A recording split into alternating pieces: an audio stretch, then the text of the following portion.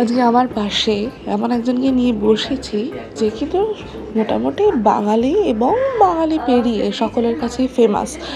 তার পরিচয় নাম না বললেও বোধহয় আপনাদের কাছে হয়ে যাবে।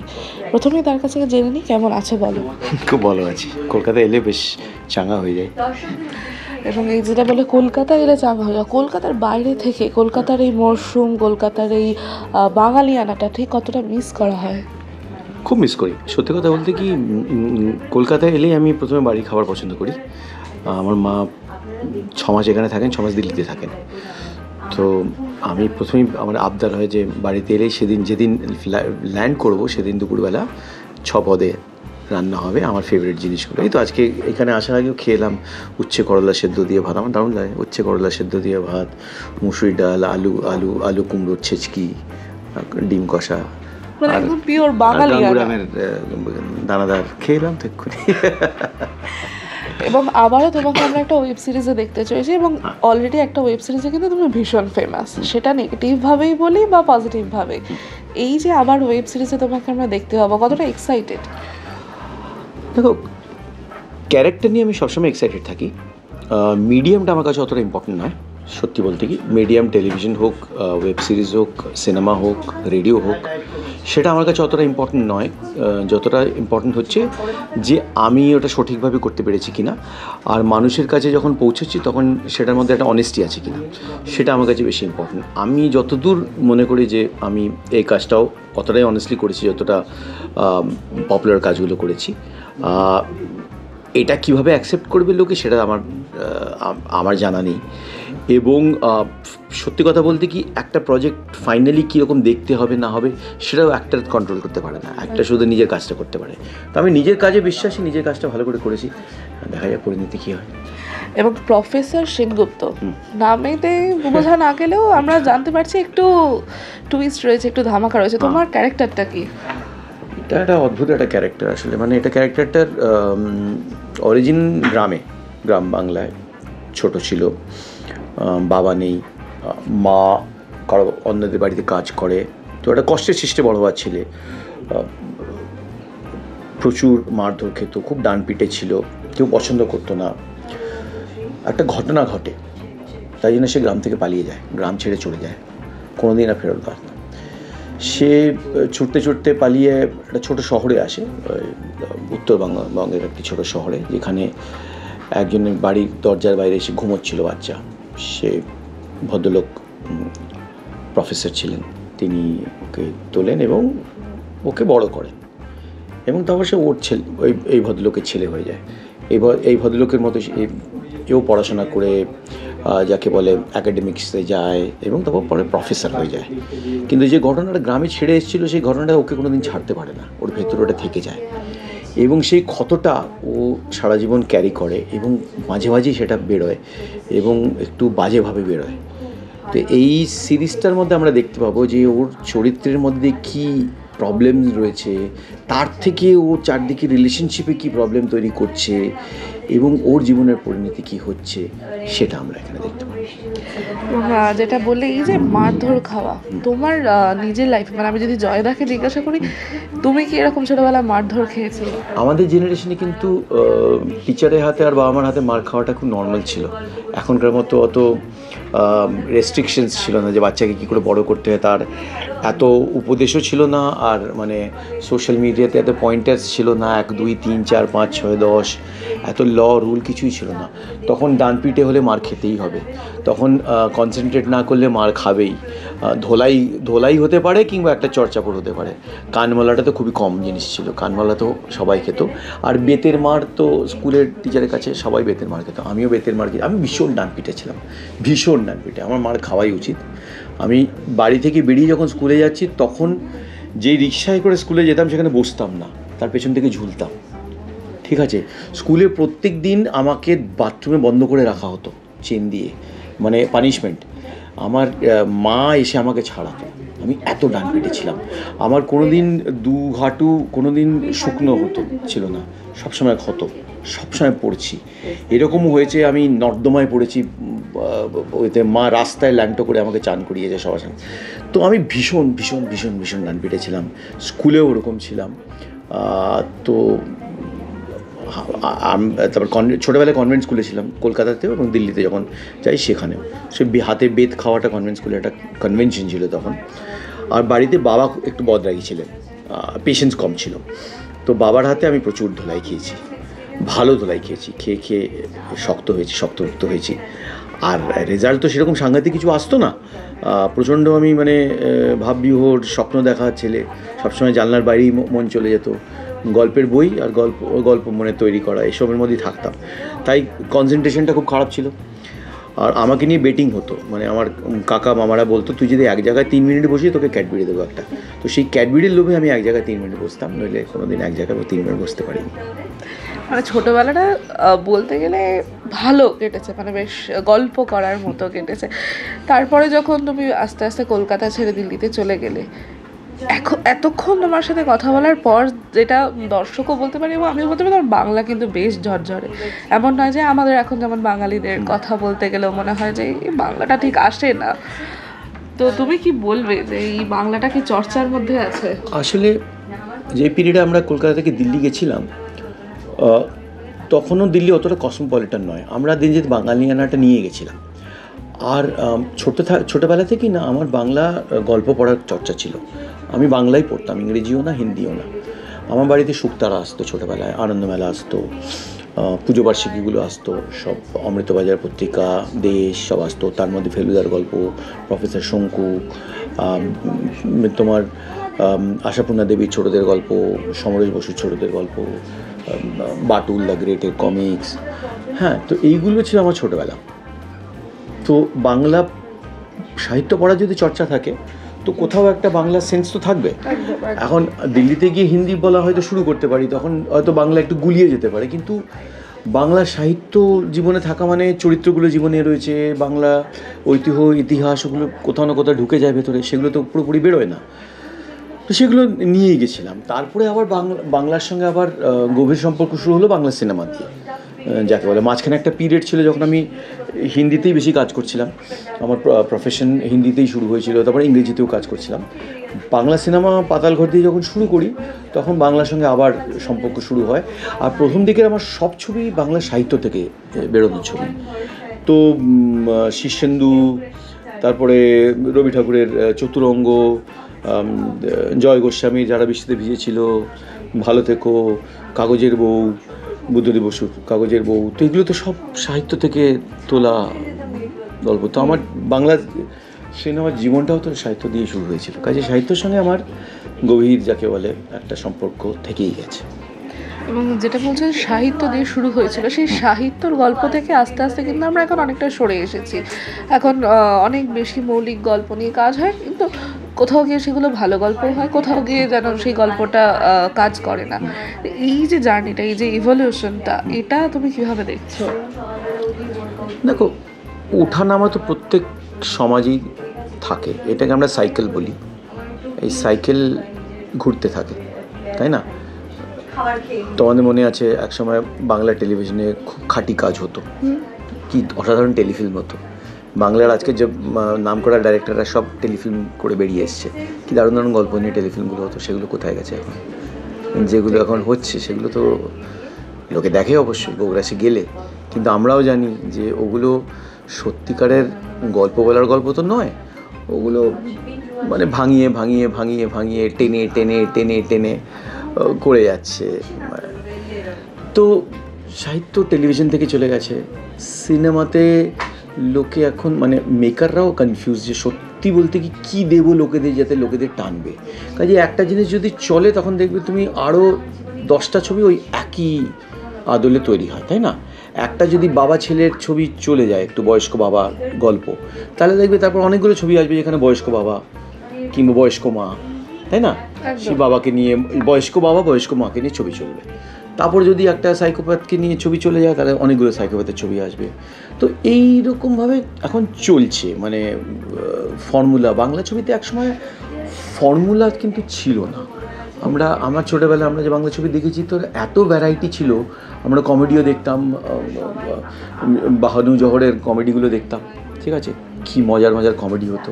সেগুলো কিন্তু সাহিত্য থেকে নেওয়া গল্প। আমরা মিষ্টি পারিবারিক ছবিগুলো দেখতাম।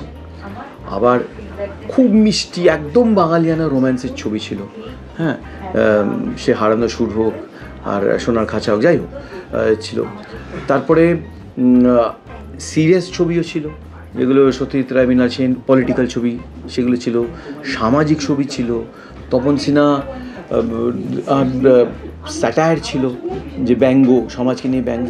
তো নানান ধরনের, কোনো ফর্মুলা একটা ছিল না যে তপন সিনহার এই ছবিটা হারমোনিয়াম লেগে গেল বলে সবাই হারমোনিয়াম গুছিয়ে বানাবে, এরকম না।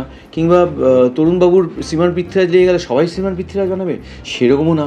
আবার মৃণাল সেনের পদাতিক লাগলে যে সবাই পদাতিকের আদলে ছবি বানাচ্ছে, সেরকম না। এই যে ভ্যারাইটিটা ছিল বাংলা সিনেমাটাকে চাঙা রাখতো। তার মানে নানা রকম অডিয়েন্স তৈরি হতো, তাই না? ইয়াং অডিয়েন্স, মাস অডিয়েন্স, সিরিয়াস সিনেমার অডিয়েন্স, ফ্যামিলি অডিয়েন্স। একটা বড় অডিয়েন্স ছিল ফ্যামিলি, যারা একসাথে গুপি গান বাঘা বাইনও দেখছে, হ্যাঁ, একসাথে শ্রীমান পৃথ্বীরাজও দেখছে, একসাথে তোমার অ্যাডভেঞ্চারের গল্পও দেখছে। তো একটা ফ্যামিলি অডিয়েন্স, আমি তো সেই ফ্যামিলি অডিয়েন্সেরই যাকে বলে একটা অঙ্গ ছিলাম। তো সেইভাবে আমার সিনেমার শিক্ষা শুরু হয় বাংলা সিনেমা দিয়ে। তো সেইগুলো তো কোথায় চলে গেছে, এখন একটা হয়তো ফর্মুলাতে নেমে পড়েছি আমরা, সবাই একই রকম ছবি বানানোর চেষ্টা করছে, কিন্তু কেউ জানে না যে কোনটা লাগবে না। এবং তোমাদের যে গল্পটা সেটা কিন্তু কোথাও গিয়ে থ্রিলার, যেটা অডিয়েন্স অলরেডি পছন্দ করে, সেটা একটা আলাদা ফ্যান বেস আছে। তো এই যে সাইকোপ্যাথ থ্রিলার, তুমি যেটা বললে যে তোমার কাজ শুরু হয়েছিল কিন্তু সাহিত্য গল্প দিয়ে, তোমার যে জার্নিটা সেই সাহিত্য গল্প থেকে আজকে ওয়েব সিরিজে এই সাইকো থ্রিলার, তোমার জার্নিটা নিয়ে কী বলবে? আমি তো পারফর্মার, ঠিক আছে? পারফর্মার, অ্যাক্টার, আর্টিস্ট, এই তিনটে ক্যাটেগরি হয়। পারফর্মার যে, তাকে তুমি নানা রকম জিনিস তার সামনে ছুড়বে, সে সেগুলোকে তুলবে আর সেগুলো নিয়ে খেলবে, ঠিক আছে? সেটা হচ্ছে পারফরমেন্স।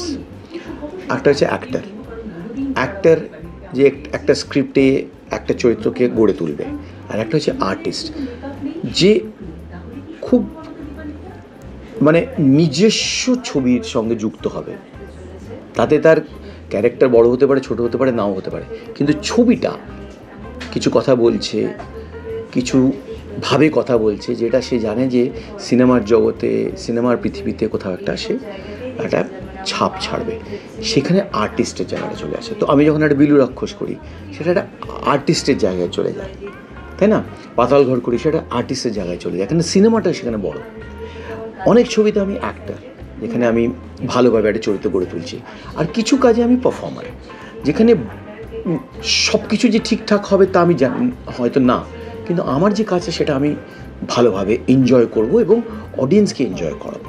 তো আমি এই তিনটে জিনিসকে নিয়ে, যাকে বলে আমি কনসিয়াস এবং আমি বুঝি, আমি এগুলোকে খুব বেশি কনফিউজ করি না।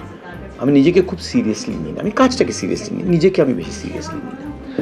টলিউড বলিউড দুটোতেই তোমার কাজ করার অভিজ্ঞতা আছে, কোথাও গিয়ে কি মনে হয় যে টলিউড বলিউডের সাথে সত্যিই টেক্কা দিতে পারে না? না না, টেক্কা কেন দেবে? টেক্কা দেওয়ার তো কোনো প্রশ্ন নেই। দুটো আলাদা কালচার। হিন্দি ছবির কালচার আলাদা। একসময় হিন্দি ছবিতে কালচারে বাঙালিরা একদম সেন্টার স্টেজে ছিল, বিমল রয় একদম সেন্টার স্টেজে ছিল, তাই না? হিন্দি ছবিতে গল্প লিখতেন শচীন ভৌমিক, সেন্টার স্টেজে ছিলেন। হিন্দি ছবিতে মিউজিক ডাইরেকশন দিতেন শচীন দেববর্মন, একদম সেন্টার স্টেজে ছিলেন, ঠিক আছে? হিন্দি ছবিতে ডাইরেকশনে ঋষিকেশ মুখার্জি, বাসু চ্যাটার্জি, বাসু ভট্টাচার্য একদম সেন্টার স্টেজে। বাঙালি সিনেমা অ্যাডাপ্ট করে হিন্দিতে বানানো হচ্ছে, আমার প্রেম, চুপকে চুপকে, হ্যাঁ, বাবরচি, সব বাংলা ছবি থেকে। তো বাঙালিয়ানা গল্প তো হিন্দি ছবির সেন্টার স্টেজে ছিল। সেখানে হিন্দি ছবির দর্শকরা এবং হিন্দি ছবির যারা বানাতো তারাও মনে করতো যে বাংলা ছবি অনেক বেশি সুপিরিয়ার আমাদের থেকে, বাঙালিরা অনেক বেশি বড় আর্টিস্ট, এবং ওদের থেকে আমাদের হিন্দি ছবি সেই কমার্শিয়াল অ্যাঙ্গেলগুলো এক্সপেক্ট না করা ভালো, কারণ বাঙালিরা খুবই উন্নত একটা আর্টিস্টিক জাত, এটা মনে করা হতো, এবং আমিও তাই মনে করতাম। তাই আমার বাংলা ছবি নিয়ে এত অ্যাম্বিশন ছিল।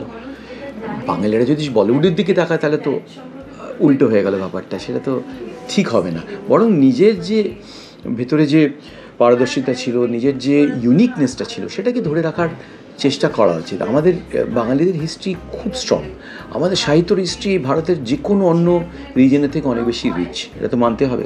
আমাদের কবিতার হিস্ট্রি অনেক বেশি রিচ, আমাদের সিনেমার হিস্ট্রি অ্যাটলিস্ট 70s অবধি খুব রিচ ছিল, সবাইকে লিড করতো। পরে মালয়ালি সিনেমা এলো, যেটা অনেকটা এগিয়ে গেল হয়ে গেছে।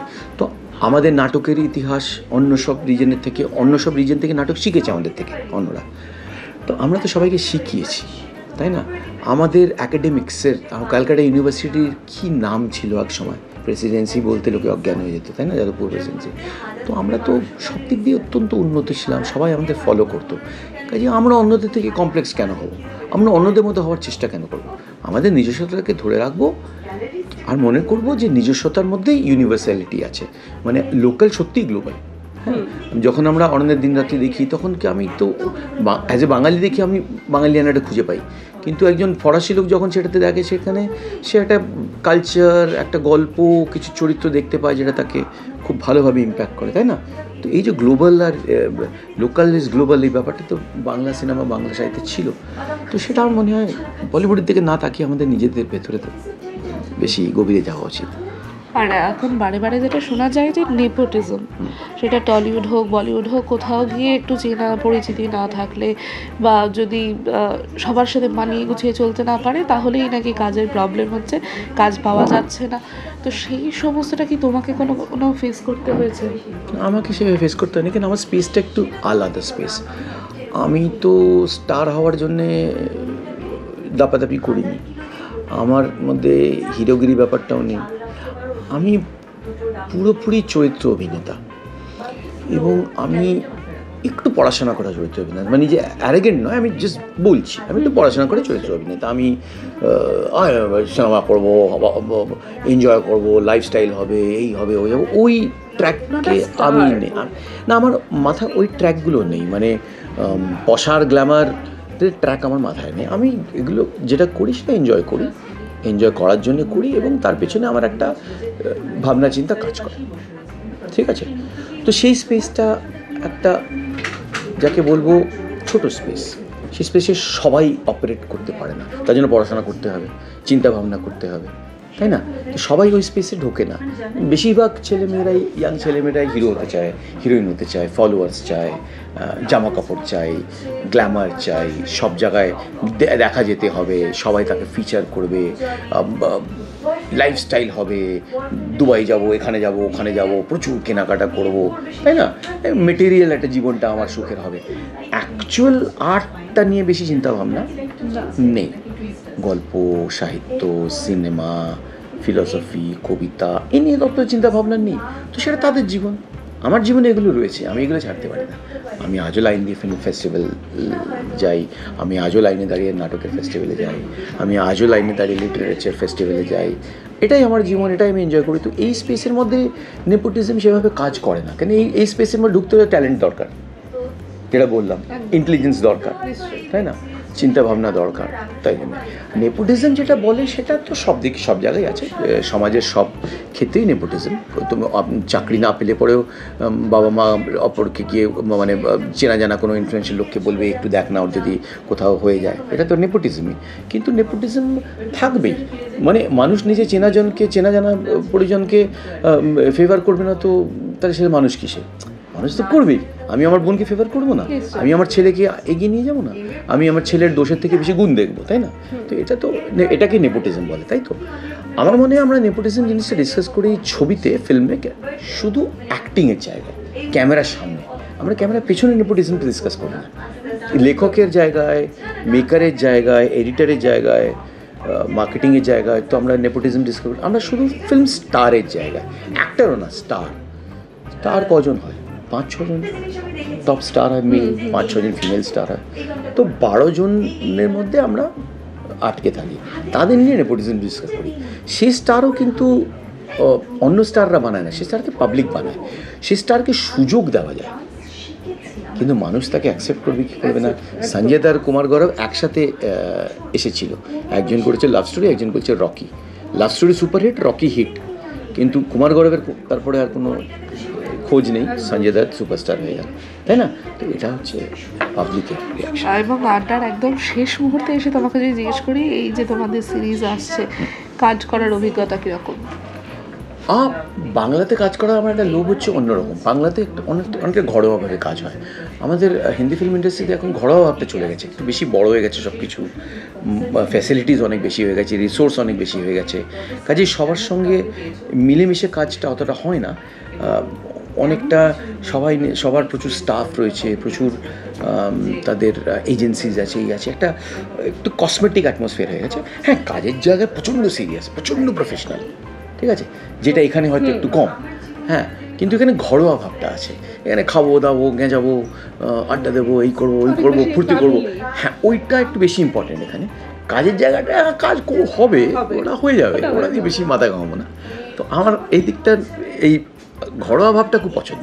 হ্যাঁ, কাজের জায়গায় যদি একটু প্রফেশনাল হয়ে যায় তাহলে কলকাতাকে টেক্কা দেওয়ার কেউ নেই, প্রচুর ট্যালেন্ট রয়েছে, মানে আন্তরিকতা খুব ভালো ভাবে, ভেতরে কোথাও একটা কবি লুকিয়ে থাকে বাঙালির মধ্যে। শুধু প্রফেশনালিজমটা যদি একটু বাড়াতে পারে, যদি একটু মন দিয়ে ইন্সপায়ার্ড হয়ে, যদি একটু হার্ড ওয়ার্ক করে যদি ওটাকে এগিয়ে নিয়ে যেতে পারে, তাহলে পাল্টে যাবে সব। সব শেষে দর্শকদের কি বলবে? দর্শকদের আর কী বলবো, দর্শকদের কাছে এত চয়েস আজকাল, দর্শকরা হাতে হাতে মোবাইল ফোনে তাদের কাছে চয়েস, তারা বোর হয়ে গেলে শুধু রিল দেখবে, রিল দেখতে শুরু করলে রিল দেখা থামবে না। তবে মাঝে মাঝে আমার মনে হয় একটু টেস্ট চেঞ্জ করা উচিত, ছোটো ছোটো রিলের থেকে একটু বড় বড় সিরিজ সিনেমা দেখা উচিত, দেখে একটুখানি কিছুক্ষণ চুপচাপ নিজের সঙ্গে কাটানো উচিত, তাহলে হয়তো আমাদের কাজের কোয়ালিটিটা একটু বাড়বে। এবং এটা বলেই শেষ করব যে ক্লিকে আসছে নতুন ওয়েব সিরিজ, তুমি বলে দাও। প্রফেসর সেনগুপ্ত। আর কবে থেকে আসছে? 3 তারিখ। তাহলে চলেই আসে 3 তারিখ। আপনারা জাস্ট ফোনে ক্লিকটা ডাউনলোড করে দেখে নিন প্রফেসর ওয়েব সিরিজ, এবং আমাদের জানান যে প্রফেসর সেনগুপ্ত কেমন লাগলো।